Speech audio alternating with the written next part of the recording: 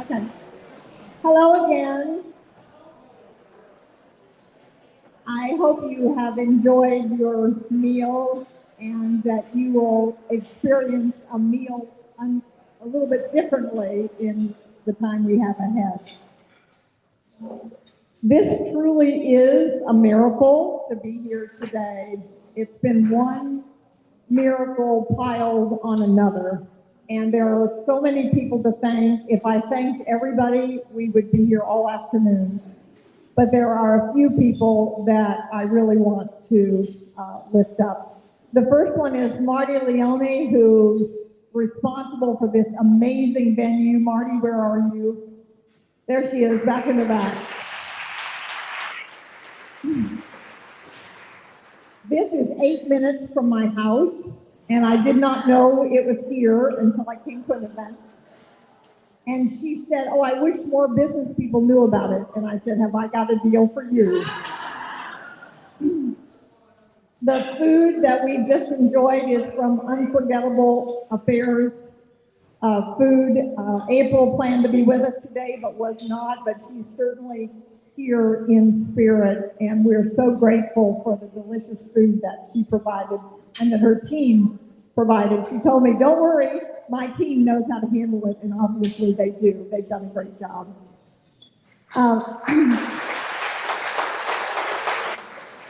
Charisma Thomas is back in the back, High Tide Legal.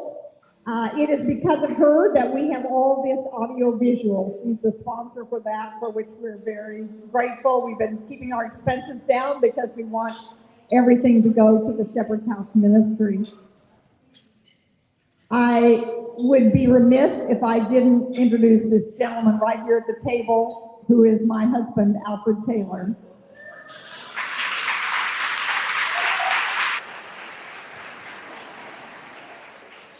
When we got married 35 years ago, he said, my job is to block and tackle so you can fly.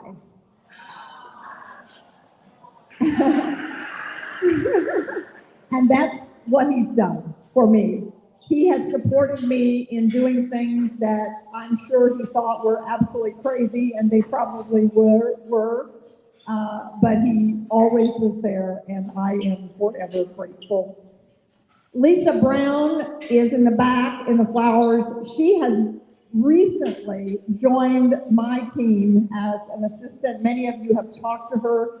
She got trial by fire. She was with me 3 weeks, and I threw her into this, and it's been amazing. We wouldn't be here without her, and I'm so thrilled to have her.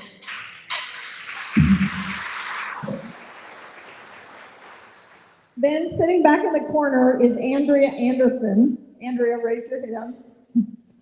Andrea is the CEO of Productive Environment Institute, a company that I founded under a different name more than 40 years ago. In many ways, she was the first thing that happened that made this event possible. When in the beginning of last year, I had set a goal that I wanted to write a book for my 75th birthday. And she knew about it and heard me talk about it. I was working on it. I had connected with another publisher who had helped me publish books, and I was thinking about it. And then Perry Marshall, who was one of my coaches, challenged me to write 30 emails, an email a day for 30 days.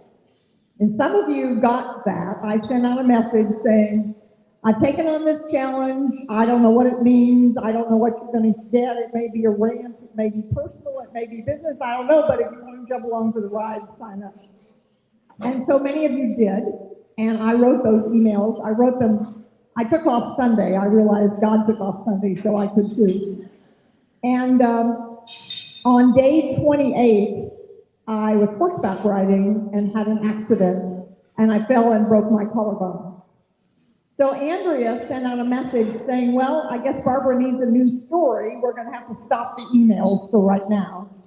And I healed from it. And then on my birthday, December 30th, Andrea called our team together. We called ourselves the Faithful Five. And she said, we want to celebrate your birthday, which we did on Zoom. And she said, Barbara, I know that you wanted to write a book for your birthday, and we just want you to know that you did. I had no idea what she meant, but they took the 28 emails and put them all together and illustrated them and put them into an ebook, which turned out to be 75 pages, but that was not on purpose. So I thought it was the most beautiful, thoughtful, loving gift that anyone could give. So that's kind of how this started. Then, a couple of years ago, another piece to this is about a little over 2 years ago, I have on my LinkedIn profile, the last line says, as a follower of Jesus, I pray that everyone will feel his love, whether or not I ever mention his name. And as a result of that, as you can imagine, I get a lot of kind of crazy things. But I got a message from a man named Cannery who lives in India, and he said, I feel called to be a pastor, but I don't have any training. And I felt in my heart that he was for real, and we communicated on WhatsApp very frequently. I asked him if he had any particular training in mind, and he didn't. What he didn't tell me was that he had a wife and 3 boys, and that they were on the verge of starvation, that they were digging up roots and boiling them and eating roots and berries and drinking water to keep from feeling hungry. So Alfred and I began to support them for their family needs, and I began to communicate with him more and realized that he was an awesome person called by God, that he had amazing skills, writing in English. And I said to him, Cannery, where did you learn to speak and write so well? You speak better than some of my neighbors. And he said, my grandfather told me that if I ever wanted to amount to anything, I had to learn to speak English. So I did. I can't imagine that. I lived in India for almost 5 years and tried to learn Hindi, and well, that didn't go very far at all. So I'm quite amazed. So in the process of trying to help Cannery, I reached out to find people to help me, and in that process, I met Kevin White, and he's here tonight. You're going to hear this afternoon. You're going to hear from him. But he is the founder of Global Hope India, and so Global Hope India agreed to take Cannery's project. We came up with building the Shepherd's House Ministry, and that's what we're in the process of doing right now. We have cleared the land, just getting the land. One day, Cannery said to me, I feel God has told me to go to the headman to get some land for our building.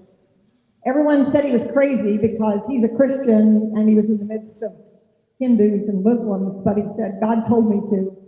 I was asleep that night and I woke up. It's not something that happens often, but I really felt like God woke me up, and so I went and sat in my prayer chair, or we call it the Doris chair, because it was bought for my mother who was going to spend some time with us, but she died before she got to. But that's where I pray, and I got up and I prayed for an hour, just praying that he would be okay, that he would be safe, and that he would be blessed. I went back to bed. The next day he said, Mom, that's what he tells me, because that's in his culture the polite thing to do. He said, the headman gave me an affidavit for an acre of land. That doesn't mean we still had to buy it, but we had the right to buy it. And he said, what I'm happy to tell you is, in spite of the fact, he said, I spent an hour and a half with the headman and his assistant, and I shared the gospel with him. And in spite of the fact that he didn't believe it, he did give us the affidavit. And later on came back and asked for a Bible. And we've been shipping through Global Hope India, we've been shipping Bibles to them. And they are walking, Cannery's father, who's 70 years old, when I met him, he wanted to die. His wife had passed on and he didn't have any hope. And now he'll walk 8 miles one way to deliver a Bible some way. So I could stand up here all afternoon telling you the amazing stories and how it's changed people's lives. The most recent one is Cannery's brother-in-law was very sick. And he lived in another town and they didn't have enough to get the vehicle to take him to the hospital. 3 adults carried him on their backs for 10 miles to get him to the hospital. But when they got there, it was too late, and he died of a burst appendix. That was devastating. But then what I found out was that 3 different times while he was on his deathbed, he was singing songs and praising God, and it was because of the Bible that Cannery had delivered to him and shown him who Jesus was. Those kinds of stories have been happening every day. I communicate with him all the time, and all these stories are told in just amazing ways. So the book that you have on the table is a gift to you, published by Kevin White's newest company, Spirit Media, and I'm going to let him talk about it. I just want to comment that it's autographed. It's a gift to you. It's autographed, and it's autographed generically. And the reason for that is because in my 40-plus years as an organizing consultant, one of the things I realized was that when people had books that were autographed to them personally, they were reluctant to give them away because they felt it was disrespectful. Well, that meant they became clutter, and my whole business for 40 years has been clutter is postponed decisions. So this book is autographed generically so that when you're done with it, you can feel perfectly comfortable passing it on to someone else. If you wanted autographed personally, of course, I would be happy to do that. There are so many things I want to share with you, but there's one thing that I would be remiss if I didn't say. The 40 years that I've been in business, the 4 words that have kept me moving forward is clutter is postponed decisions. I learned that originally from clothes closets. And then we began to see it in digital information. And then I wrote Less Clutter, More Life, which talked about that physical and digital clutter is a symptom of emotional and spiritual clutter.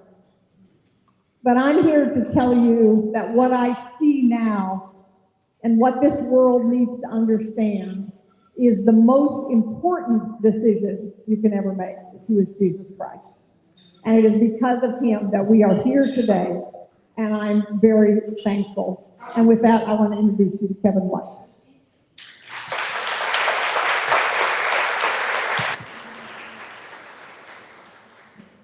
Thank you, Barbara. I feel like we need to take an offering now. Barbara, don't shoot me. We're not going to take an offering. I just have a sense that in this room are very generous people. And you don't need a plate to pass you by before you're going to contribute to Barbara's Compassion Project. It is a high honor to be the publisher of this book for Barbara. Back in November, I published my second book entitled Get to the Point. And when I did, I found disruptions in the Christian publishing industry. Lots of great publishers, but we found 3 things that were really missing that God really confronted as he organized Spirit Media. So when I published, I had to create a publisher, and so it was published by Spirit Media. And I knew that I had something that I could publish my books with, but I wasn't really convinced yet that it was going to become a business that would help other authors publish their books. In January, I just happened in prayer, had a sense that I should run an ad in Pastor Resource Magazine. I did. The card that you'll see in Barbara's book was that ad. And we received 225 leads from that ad, and the phone started ringing, and in April, we started signing contracts. And Barbara was the very first contract that we signed. Yeah, yeah. And so just as a testimony of God's faithfulness, that little is much when God is in it, and he can do big things through anyone that makes themselves available. August the 2nd, Barbara's book will be released worldwide in paperback, hardback, ebook, and audiobook simultaneously everywhere books are sold around the world. August the 1st, another book, What's Up in Heaven, by a pastor in Texas, Dr. Neil Oliver, will be released. If you have any questions about heaven at all, we all do, this book is for you. I encourage you to check that out. But we have a lot to celebrate with Barbara, and it's a proud moment of Spirit Media. Spirit Media exists to bring publishing and branding together. We are a marketing before publishing company. Unfortunately, most books sell less than 250 copies because they're put on the market, but they don't have marketing to back them up. And we're changing that because we believe the message of God through his people is worthy to be taken to the nations. And we live in 2022 where that is possible. And so Psalm 96:3 says, publish his glorious deeds among North Carolina, yeah, USA, yeah, most publishers focus on the USA. 4% of readers worldwide live in the USA. What about the other 96% of readers? It says, publish his glorious deeds among the nations. Tell everyone. Just people in Raleigh? No. In North Carolina, North America, white people? No. Tell everyone the great things he does. And that's what Spirit Media exists for. And we do it in every format, everywhere books are sold. And so I believe that Barbara is just one of the stories that God is wanting to tell that is represented here in this room. So if we can help you write your book, edit your book, market your book, build your brand, please keep spiritmedia.us in mind. But today is all about Barbara. And so Barbara, you don't know I'm going to do this, but I'm going to ask you to come forward. And on behalf of your publisher, we just wanted to commemorate this occasion. And you can put this up to the glory of the Lord, that by his grace in your life, you are allowed to transcribe some of his message to the nations through your life, and now it's going to go worldwide. Can we give God and Jesus and Barbara a great big round of applause?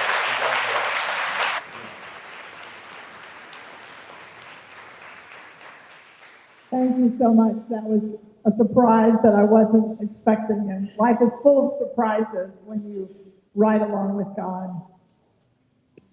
Well, there's more to this event that is something that's a miracle as well. I'm about to introduce you to our guest speaker today. I had another coach who said, have you ever met Melvin Pillay? And I said, no, I haven't. He said, oh, I think you must. So he introduced me, and we did one of his 21-day whiteboard sessions, which was like nothing I've ever experienced in my life. And then he was in Texas. He invited me to go down to an event. I did. I went to an event, and I was just blown away. And when we were planning this event, I thought, oh, I would love to have him come and speak, but that would probably be pretty unlikely because he travels all around the world. And so I texted him and I said, I'm doing this event to launch this new book. What would it take to get you to come? And he said, well, what are the dates? I said, well, it'll either be July 26th, 27th, or 28th. And I don't know if you remember this, but there was a pause on the phone, and there was this blank pause, and I kind of got a knot in my stomach, and I'm thinking, what's he going to say? And he said, that's God. He said, Michelle and I were supposed to be in Europe on tour, but that's been canceled, and we decided we were going on vacation in Virginia, Washington, D.C., and North Carolina. Now, I think his schedule has changed. When you're around him, I mean, one day he's doing this, but then God thinks something else and he does something else. But that's why he's here. Melvin Pillay leads Pillay International, a Dallas, Texas-based business training and development company. He's a Ziglar Platinum Speaker, business coach, and advisor. His leadership philosophy is kingdom culture creates excellent customer service, resulting in more sales and a healthy bottom line. Melvin ties together three powerful streams. His Eastern culture and lineage uniquely hone his spiritual perceptions, the wealth and knowledge of having worked with leaders from around the globe. The Ziglar business culture empowers him to cross many lines and move among many kinds of people. He brings unique fire-branded methods which must be experienced to be understood. He not only does keynote speeches, trains, and equips men and women to sell and run their companies with fervor, but mentors them in the ways of prophetic wisdom. His one-on-one personal whiteboard legacy session is a must for those who carry large loads in today's high-pressure, high-speed economy. Melvin and his wife, Michelle, also lead Africa's Child, a ministry passionate and caring for orphans, widows, and the destitute in sub-Saharan Africa. Please help me welcome Melvin Pillay. Wonderful, thank you. Wow. This is doing a fabulous job. Why don't we give our round of applause? Wow, my God. It feels like I'm in church right now. Wow, what a wonderful thing. You know, I was walking down the street in Texas one day, and an elderly couple got into their car. It was obviously the lady's car. And I saw the back of the bumper sticker, and the bumper sticker read, "Some mornings I wake up grumpy, and on other mornings I let him sleep in."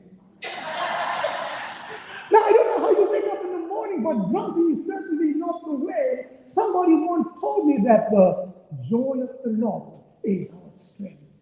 You see, there is strength in joy. Now, here's the thing. Happiness is a state of mind. But joy is the state of the kingdom of God in you. Dr. Antonio Contreras, an oncologist, said that 1 minute of laughter strengthens the body's immune system by 8 hours. And 1 minute of anger reduces the body's immune system by 24 hours. And so he goes on and says that the joy of the Lord is truly your strength. So there's something about having joy in your heart that's absolutely contagious. I teach a lot on sales and public speaking. And so one of the things I say to people in sales and business is 80% of sales, 80% of everything in business is likability. If people like you, they will listen to you. If they listen to you, they will trust you. If they trust you, they'll buy from you. My friend, there's no better way to get people to like you than to be a person filled with joy. The joy is like enthusiasm inside of you. Enthusiasm, the Greek word that means entheos, which means God lives within. What the world needs now, as the song goes, is what? Love, sweet love. Enthusiasm means God lives within you. That's what you need right now. If you run your business, don't be afraid of using the word love. The greatest thing you ever do in life is to love. So I'm from Texas, actually. I mean, I've looked it, but I'm actually from Texas. Now, the thing I learned about Texas is this. When you drive in Texas, you've always got to look behind you because the ranger is behind you, all right? Now, in Texas, we have a famous ranger, and his name is Chuck Norris. Now, we learn when we enter Texas, we have a citizenship test and a Texas test. In Texas, they tell you Chuck Norris is so bad, he makes onions cry. Chuck Norris can strangle you with a cordless phone. It says that one day Chuck Norris kicked a horse in the chin. His descendants are now known as drugs. Now, I don't know if Mr. Norris can or can't do that, but it certainly paints a picture in your mind, doesn't it? Success is all about painting the right picture in your mind and picture in those that are around you.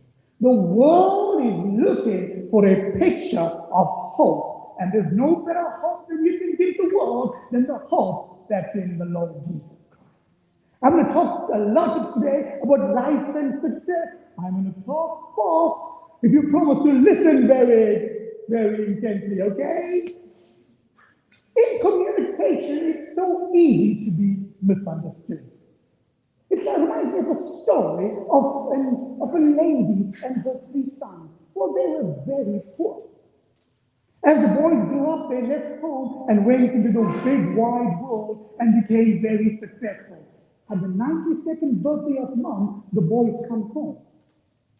And that evening, the brothers are bragging about the gifts they bought to Mom. The first son boy goes, I bought Mom a Mercedes-Benz and driver. The second brother goes, oh, that's nothing. I bought Mom a house valued at $1 million. The third boy goes, oh, that's nothing. He says, you know how Mom loves to read the Bible, but her eyes are so bad she can't read. Well, I bought Mom a parrot that could recite the Bible. It's taken 12 months to train this bird on how to recite the Bible with me pledging $100,000 a year. Well, the boys go home. About a week later, Mom decides to write them each a letter. To the first son, Malcolm, she says, Malcolm, the car you bought me is useless. I don't go out shopping much, and your driver is very rude. To the second son, Milton, she says, Milton, the house you bought me is of no use. I live in only one room, but I'm going to clean the entire house. To a third son, Maxwell, she writes a kinder note. Dear Maxwell, I'm so proud. From all of my children, you're the only one with common sense. The chicken was delicious.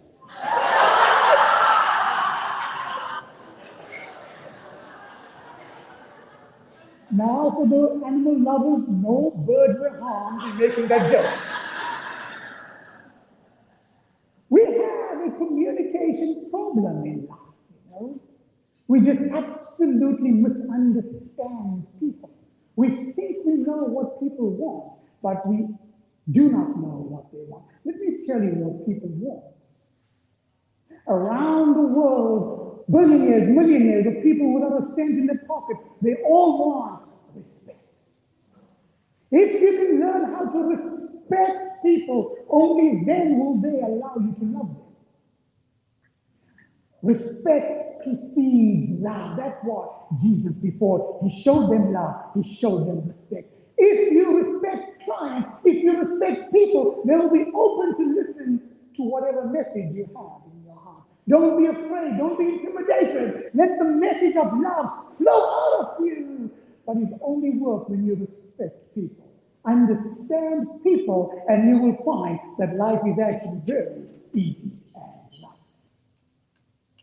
Well, I was actually born in South Africa under the apartheid regime. We were born in poverty. We lived in a tin shack nailed together with sheet metal.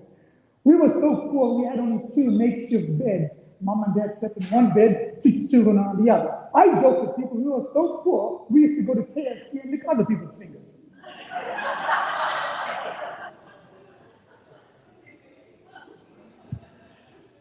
At my first job interview, I traveled by Greyhound, not the bus, the dog. But seriously, friends, life was very difficult. It was apartheid South Africa. We literally, truly lived in a tin shack. So I tell to people, anyone can start with nothing. It doesn't matter where you start. It doesn't matter what you didn't have. It only matters what you believe and the picture you paint in your mind. Thanks to God, we had a mother who was a believer. She believed in the power of prayer. So when we were little children, she would tell us stories about this great God that the missionaries told us about. This great God called Jesus, who lived in America. She'll tell us, they told me if we needed anything, Jesus will provide if we learn how to pray. So I hear my mom at night saying, Jesus, I've got no food for my children. Can you please give us food? The next morning, she'd light a fire outside, put a pot of water on the stove, and she'd go for a walk. An hour or two later, she'd come back with a chicken in this hand, vegetable in this hand. I said, Mom, where you get the food from? She said, my son, the Lord provides. Don't ever forget the person that built the foundation that you are standing on right now. Nobody makes it to the top by themselves. Every single person in this room, somebody took the time to think about you. Somebody took time to pray for you. Somebody spoke life into your destiny. So for me, it was my mom. My precious friend, I can almost assure you right now that you are doing something for somebody right this very moment. As you build other people's platforms, your success in life will go higher and higher and higher. That's how this thing works. So we lived in poverty, and one day an incident happened in my life that completely changed the trajectory of my life. My dad and I went for a walk to the local supermarket to buy the groceries. So we came back, and on our way back home, a group of men encountered us. And they looked at me. I had torn clothing on, had no shoes on my feet, and they spat at me, they laughed at me. And my dad was very angry and very upset, but he couldn't do anything with a large group of them. And as my father turned away, I saw the look on his face of absolute defeat, that he could do nothing for his little boy. And I said to myself, I will never live in poverty. Something happens to you when you say to yourself, enough! No more! I don't want to live like this anymore. I don't want to live in this excuse anymore. I'm tired of this comfort zone. At age 7, I made the decision, saying to myself, no more. Well, I saw an airplane fly overhead. As the airplane took off into the heavens, I started to chase after it. As it drifted away, I looked at that airplane and said to that airplane, one day, I am going to fly in you, and I'm never going to stop flying. Well, guess what? Decades later, the dream came absolutely true. Precious friend, something happens when you believe in yourself. The number one problem God has with his children is what? Unbelief. I joke with pastors. I say to them, hey, listen, do you know that the disciples had not believed a single thing that Jesus said? They said, what do you mean? I said, well, absolutely, they didn't believe him. They said, oh, come on, Melvin, what do you mean? I said, listen, did Jesus say that he was going to die on the cross? Yes. Did Jesus say he was going to be resurrected 3 days later? They said, yes. I said, how many disciples turned up at the tomb on day 3 with fish and bread? 9. One lady came with oil for his body. So the bottom line is this: people just don't believe God. They don't believe how great a person lives inside of them. If you could but only believe in yourself, believe in the gift that he has given you, believe and not doubt, you can achieve anything that life has for you. There's something about you believing in yourself that changes the entire trajectory of your life. I have found this in working with people. People generally have 6 bad jokes about money and success, 5 excuses about themselves, and 1 comfort zone of fear, familiarity, or failure. Henry Ford said, whether you think you can or you think you can't, you are right.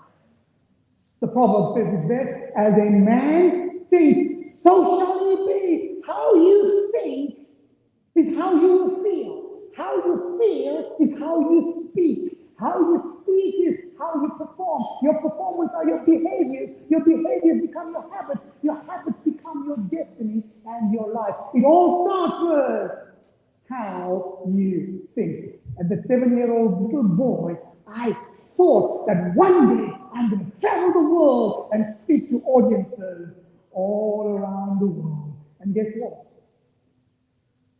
I had no clue on how it was going to happen. And I thank God for that. If I knew how challenging it was going to be, I would have stayed there in my little place. It's okay not to know where you're going, as long as you know the one who's going with you. By the time I was 14 years old, I started my world of sales. I was working to help my mom and dad and my family. So we had an elder brother. My elder brother went to law school, and he was going to be the guy that took us out of poverty. He graduated law school, got married, had a 6-month-old baby, and then his wife called to say that my brother tragically had drowned. Around the age of 31, my mother's heart was broken. The whole weight of the family fell on these little shoulders. A few years later, I packed 2 suitcases and made my way to Auckland, New Zealand. I got a job going door to door selling house burglar alarms. Now, somebody said that's like selling ice to the Eskimos in New Zealand. Now, people loved me, but they didn't love me that much to give me the money for the alarm. So I had money enough for 3 months stay at the boarding house. My money all went away, and I got kicked out of the boarding house. Thankfully, the owner of the alarm company said, if you can sleep on the company floor, I'll give you free accommodation. So I literally slept under the boardroom table. I got up in the morning, had a glass of water. At night, a glass of water and dry bread. That was my lunch, that was my dinner. I struggled, I worked hard, I worked 18 hours a day. My passion was there, I was excited. All I wanted to do was to take care of my family, but I could never get what I took. Anyone ever experienced that in life? You're working, you're slogging, you're grinding, you're hustling, you're doing everything, but nothing seems to work. Well, one day, a miracle happened. I went out door knocking. I found myself at a public library in Auckland, New Zealand. Something prompted my heart. Go into this library. I do. And something prompted my heart. Look at the audiobook section of cassette tapes. I do. I find an audio cassette tape. And on the tape was the name Zig Ziglar. Now something's telling me rent the tape. Now it costs $2 to rent the tape. How many of you know that $2 is a lot of money when you don't have one? Thank God I had $2. I rented the tape. I put the cassette tape into my recorder. From the time Zig Ziglar opened his mouth till the end, I was crying. I never heard a man speak like that. He said, nobody cares how much you know until they know how much you care. And you can have everything in life that you want if you help enough other people get what they want.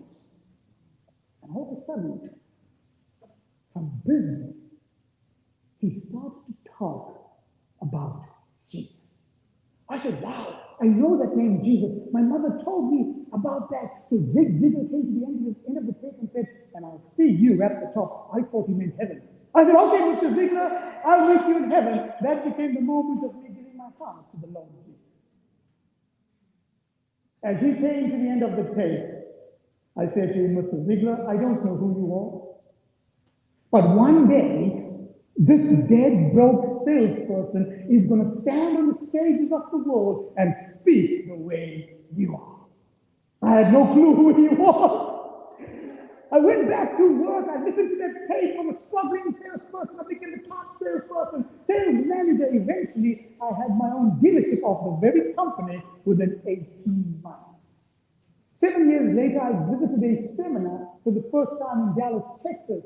I was sharing this very story with my table. Somebody walking by said, hey, young man, you need to go onto the platform and share this with the entire auditorium. I do, and Zig Ziglar was seated in the audience. As I came off the platform, the vice president of Zig Ziglar came up to me. He wrapped his arms around me and said, young man, you need to work with me.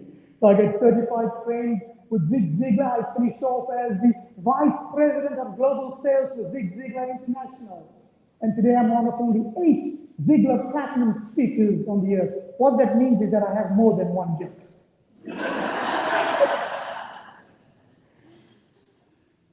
Once again, I will share with you and encourage you. Nothing is impossible for the one who believes. And I'd like to add, the one who chooses to believe. You see, you've got a choice to make this very moment. When I heard Zig Ziglar, I can't tell you, I was so heartbroken prior to that. I was so beaten up. I was wanting, honestly, I came to the place of absolute giving up on my dream, giving up on my hope. I said to myself, everything I do is good, but how come I can never find breakthrough? Well, I didn't find Jesus. See, before my breakthrough, I had to find something that was more important. I had to find the true meaning of my life. I became very highly successful in what I was doing. And all of a sudden, the entire world opened up for me. Today, my wife and I will travel 9 to 10 months out of the year around the world, speaking, teaching, doing all these things. Something happens to you when you believe. My precious friends, I want to encourage you today to take a moment and ask yourself these 2 questions. Because in between these 2 questions, you will find your miracle. Question number 1, what do I love the most? What am I passionate? What do I love doing? I will do this thing. I don't care if I die. I love this very thing. Question 2. What is your greatest fear?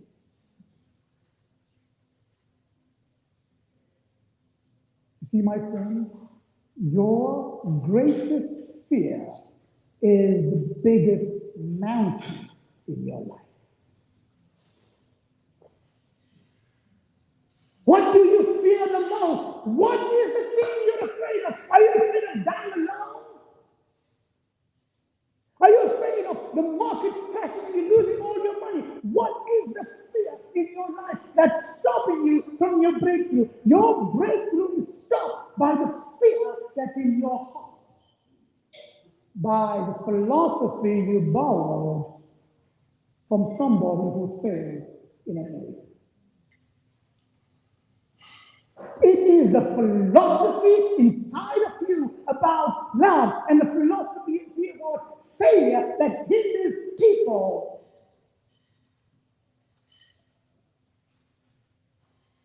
How many of you remember the cartoons of old? On this shoulder sat the devil, and this shoulder sat the angel. Absolutely! You know how true that is in today's world. On this shoulder, there's a voice saying to you, who do you think you are? Anybody ever heard that voice? You? What makes you think that you can do it? You don't look that way. You don't have this. You don't wear. You don't female. You think you yellow. What makes you think? Listen, it's the devil. And on this side, anybody ever heard a voice that whispers, I believe in you. You can do this.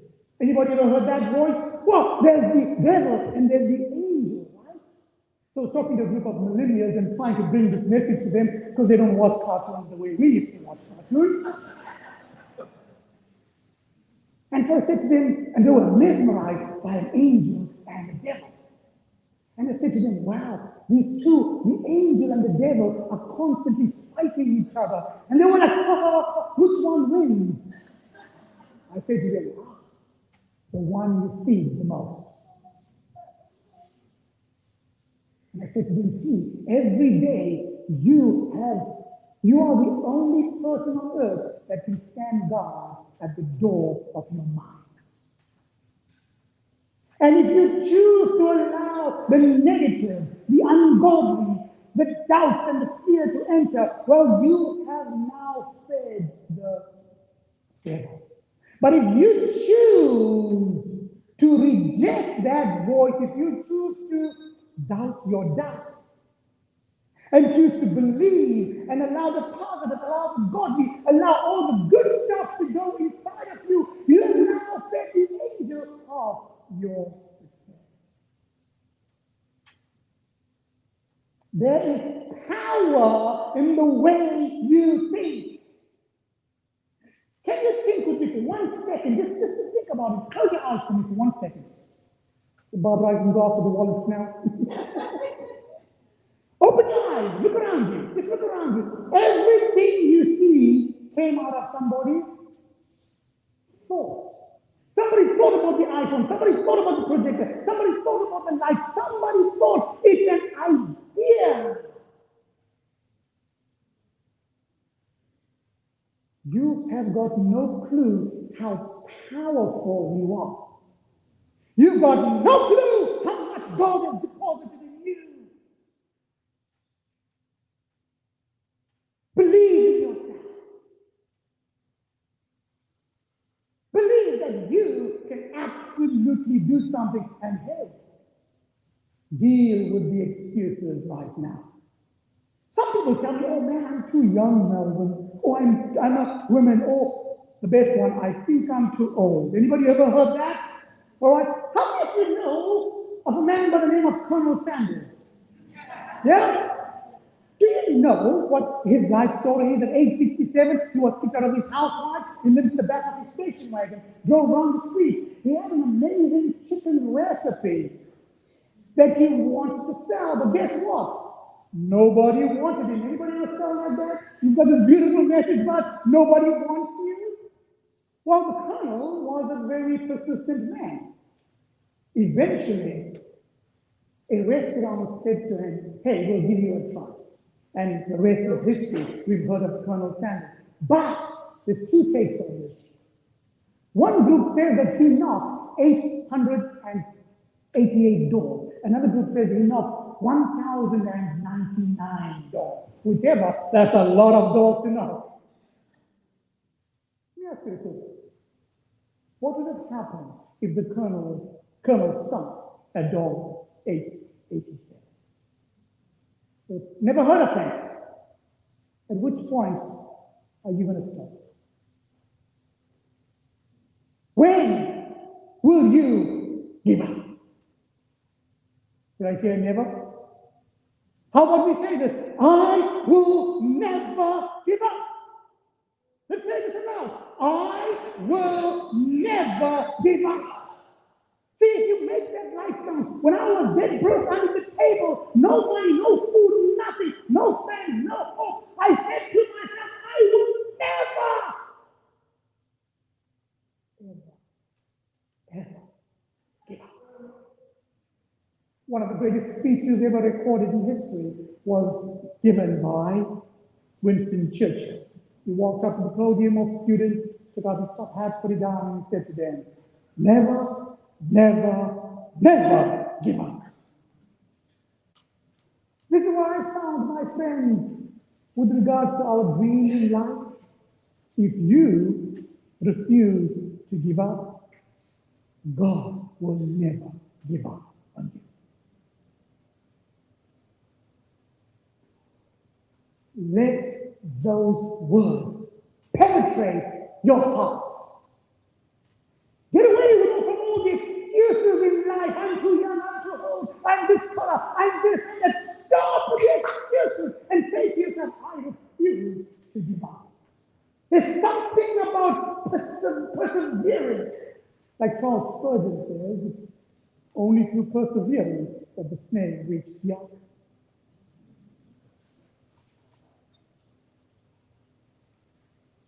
Who here will never give up? Come on, I see your hands, please. Which person will say, I will never give up? I will persevere. Guess what? Why is it important for you to persevere? Guaranteed.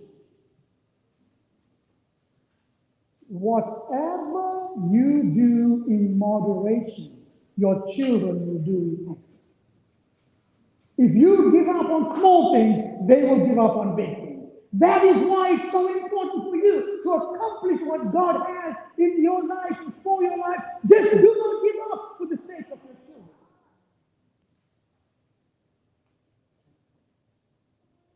And let the Lord deal with your excuses and deal with your comfort zones.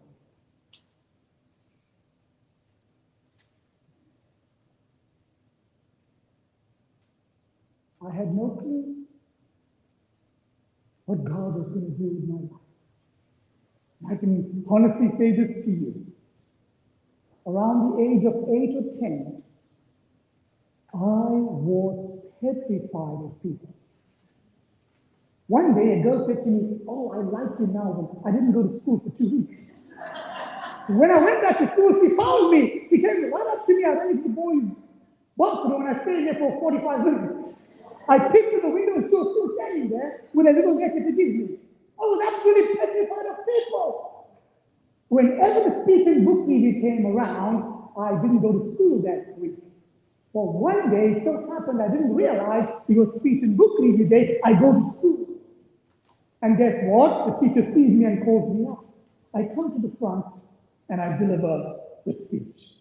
As I get back to my chair, the teacher looks at the classroom and says, "Now, class, that's the worst speech you've ever heard in your entire life." Have you ever had that moment where you want the ground to split and you jump in? Well, that's what happened. And then I said to myself, I will never stand in front of people for the rest of my life. For the next decade, I hid away from people. But guess what? God called this inferior, this scared, this boy with no talent and no skill. He called him to be a speaker around the world. And they paid a lot of money for it. Friend, I have found this. It's not so much the enemy that attack you, but the enemy within you that causes you the most harm. In Africa, we've got the saying, if there's no enemy within, the enemy without can do you no harm. What is the enemy that you are facing this very moment? Is it self-doubt? Is it fear? Is it unbelief? Is it a lie that you borrowed from somebody else? Is it a philosophy that you had that's now holding you in bondage? Let go! Right now! You can set yourself free this very moment, and then the world opens up to you magically. If you but stay within your zone of your gift always makes room for you. Have you heard that said before? Go ahead and close your eyes for me, friend. Just go ahead and close your eyes 1 quick second. I want you to think about this question.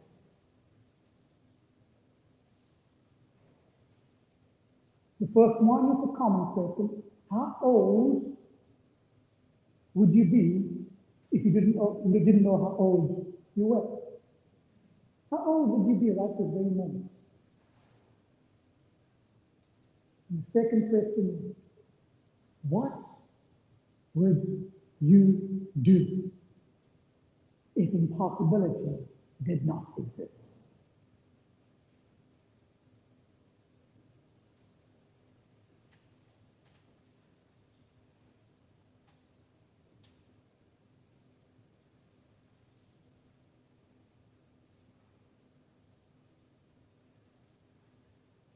Now, go ahead and destroy all impossibility from within you. Remove the philosophy that somebody else deposited in you. And then say to yourself, you can name yourself, that's okay. You say to yourself, Melvin, nothing is impossible for me. Go ahead, nice and loud. Say to yourself, go ahead and aloud, say it out loud. Nothing is impossible for me. 2 more times. Nothing is impossible for me. 1 more time. Nothing is impossible for me. Who believes this? How about give up a round of applause? Yeah.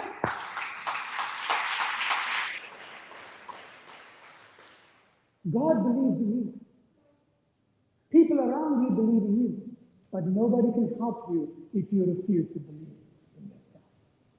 So allow those words to penetrate your heart and then go and achieve the thing that God has called you to do. The world is waiting for your genius. It's waiting for your personality. It's waiting for you right now. God has got you here for a purpose. Nobody can do what you can do. I met a young lady in West Virginia. So it so happened we stayed at a hotel, and right next door to the hotel, there was the big building called Cracker Barrel. I don't know why they built it there. I said to the manager, why did you build your hotel right here? So anyway, if you're living close so close, it's an insult not to walk in, right? So I walked in with no intention of having grandpa's breakfast. I just walked in, just browsing, and then the smell of the biscuits got me. And so I went in, no intention to buy, just having a look.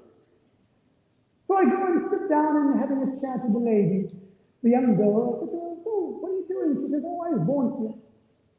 I said, what's the plan for your life? She said, oh, no, I'm going to die here. I said, what? She said, oh, no, I'm just going to buy myself a house, and I'm going to live here, and I'm going to die here. She was 22 years old.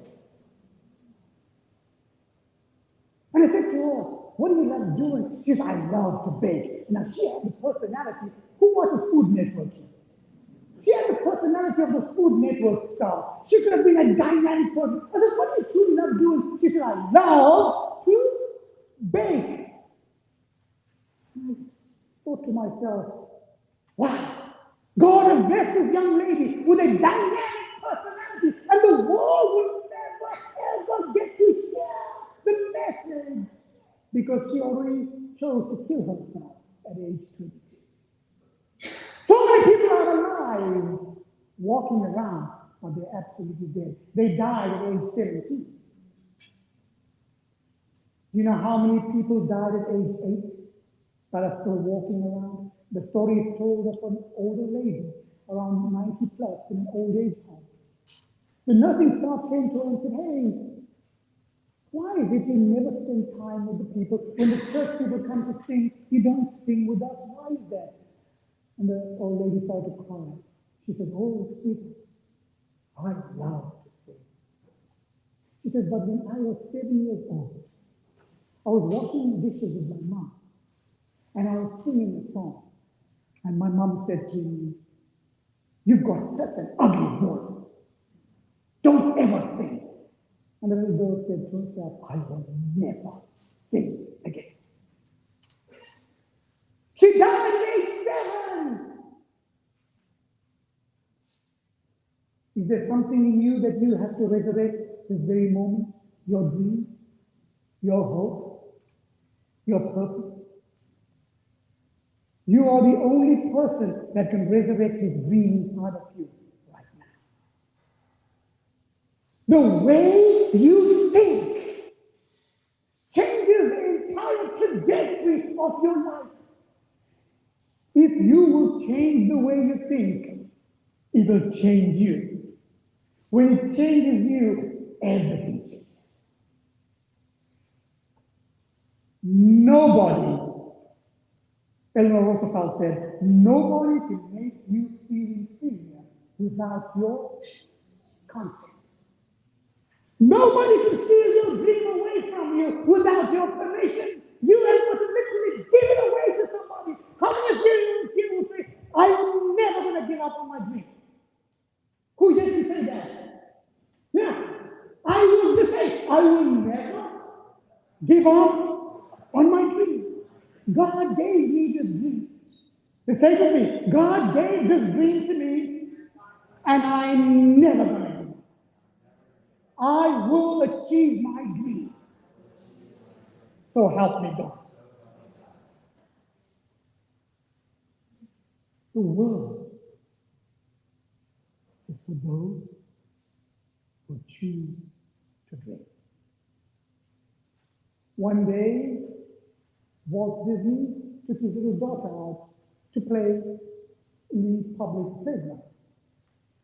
As Walt was watching his daughter, he saw all the kids playing, and he saw all the adults sitting on the chairs just, they didn't have cell phones back then, so they were knitting or doing something. I don't know what they did back then. And then a thought struck him. What would happen if I opened a park for the children and for their parents? And hence came what we know today as Disney World.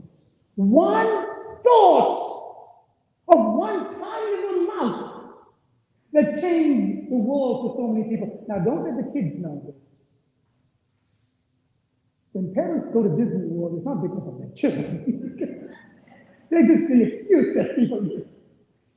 But think about it. One man with one thought and one cartoon mouse could do all of that. Zig Ziglar used to say that if man can take moldy clay and make penicillin, imagine what a loving God can make out of you. Friend, you are more than moldy bread. You are absolutely valuable. And the day you realize what it cost God to make you is the day you'll understand and say to yourself, I am done with all the excuses and the comfort zone. Enough of the lies that I've spoken to myself. A number of years ago in England, there was a report on the BBC that scientists had created artificial intelligence that could do 10% of what the human brain could do. It cost them $1 billion. Just to create something that could do only 10% of what your brain could do. So, how many $1 billion are you worth? You are extremely, extremely valuable. Well, my time is running very quickly, and like Henry VIII said to each of his 6 wives, I will not keep you long.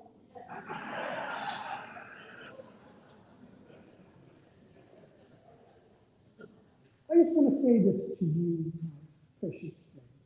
You may be sitting there today and thinking to yourself, how I wish I could believe this man. I so do. I've tried, and I was beaten up and beaten down and broken again. I was there in the car listening to that audio cassette tape. A total stranger by the name of Zig Ziglar said these words to me on the audio cassette tape.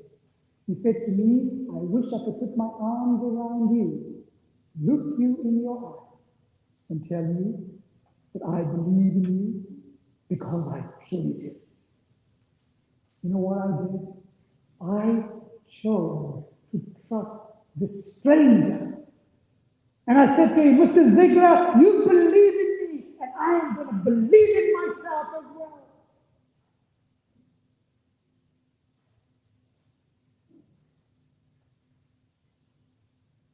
And then that dream is now a reality.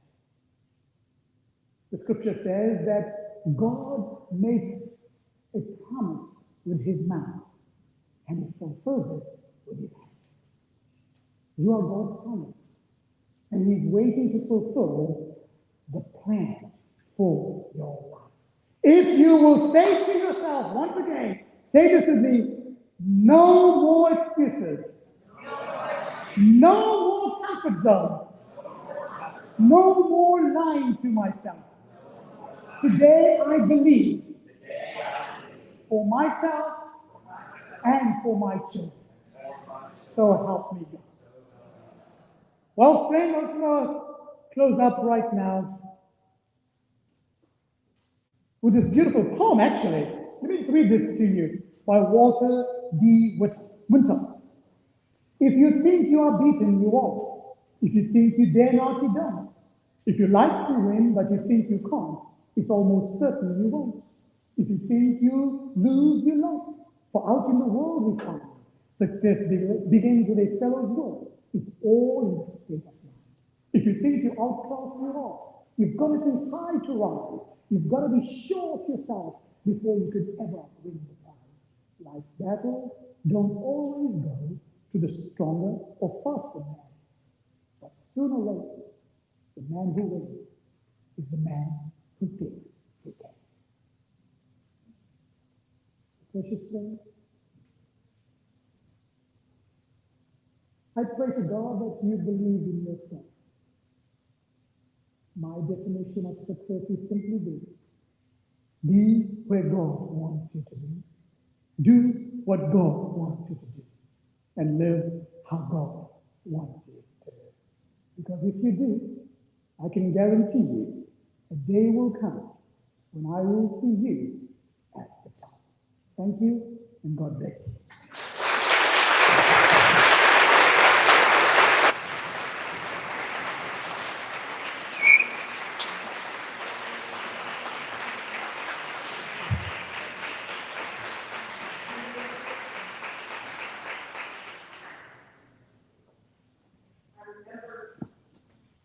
Remember the first time I went to Epcot and I saw the sign, if you can dream it, you can do it. And I've never forgotten it. And it's impacted everything that I've done. And listening to Melvin reminded me of so many times in these 40 plus years that I've been encouraged by people like him when I was really discouraged and didn't think I could do another day. Productive Environment Institute's tagline is accomplish your work and enjoy your life. And I, as a Vision Accelerator, have a passion for helping people do that. And many of you in this room have a dream, and you're working on it. But I suspect there may be others who've kind of given up. You had a dream, but it just seemed unreachable. And one of the questions I ask people often is, what is the one thing that has to happen in your life for you to be happy with your progress? It is always about progress. In my book, Less Clutter, More Life, there's a picture of a puzzle, but it has no frame. You know, in a puzzle that you and I would put together, the first thing we do is sit down and put the frame together. But in God's puzzle, only He has the frame. But every single thing that happens in our life is a piece of that puzzle. There are a lot of things about getting old that are not so much fun. But one of the things that is absolutely fabulous is that now I can look back on things that happened decades ago that I thought were terrible. And it's like, I wouldn't be here today if that hadn't happened. I hope that this event has encouraged you in whatever dream you have. And if you kind of lost the desire to dream, I hope that it has sparkled it again. You know, it's never too late to leave a legacy. Part of the reason I'm so passionate about the Shepherd's House ministry is Cannery and his beautiful wife, Samila, have 4 beautiful little boys, Matthew, Mark, Baruch, and Samuel. They call me Grammy, and I've never seen them in person, but I love them as much as I do my own grandchildren. And they send me videos of memorizing Bible verses in English, so they're learning their English and learning how to speak. And the whole idea of the Shepherd's House ministry is that it will be a building for them to live in, a 3-story building for them and extended family, but a place that they can bring in other people as well. Like Lydia in the New Testament, it will be a house church, a place where the gospel can be preached. And it will be an entrepreneurial center. We have an acre of land, which is enough that they can grow lemon trees and have a piggery and teach other people how to support themselves. And it will be a way and a place and a vehicle to help those people keep dreaming. I'm so grateful you were here today. I want to, Charisma is at the back. I mentioned that she's high tide legal. Her specialty is intellectual property. And if you have a dream and you want to publish it, one of the things that you really need to be worried about or be concerned about is that. So if that's of interest to you, please have a conversation with her. Melvin will be here. Kevin will be here. We want to leave some time for you to have some conversations with each other. Mother Teresa said, there are no great things, only small things done with love. Go and love. Thank you.